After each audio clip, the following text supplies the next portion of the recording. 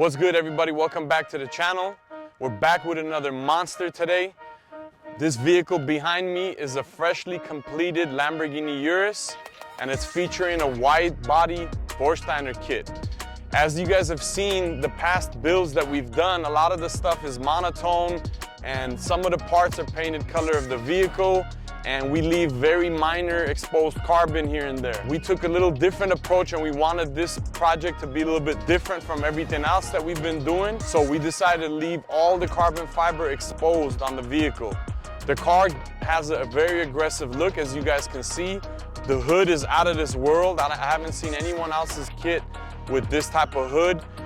And it is wider than any other Lamborghini Urus body kit that I've seen. In the past, we've ran a lot of Mansory kits. We've done the 1016. We've also done the prior design. Again, we felt like this one sets everything else apart, and just, it's a different vibe, you know? So we wanted to bring something fresh, something different to you guys, and exposed carbon we thought was the way.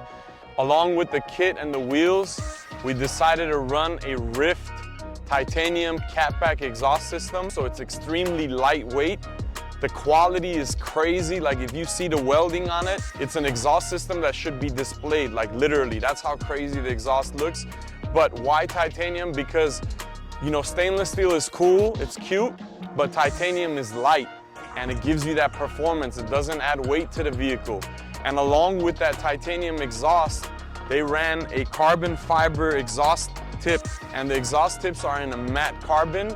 I hope you guys like it, but we want to hear from you guys on what you guys think. How do you guys like the exposed carbon? And you know, we got a lot more in store for you guys.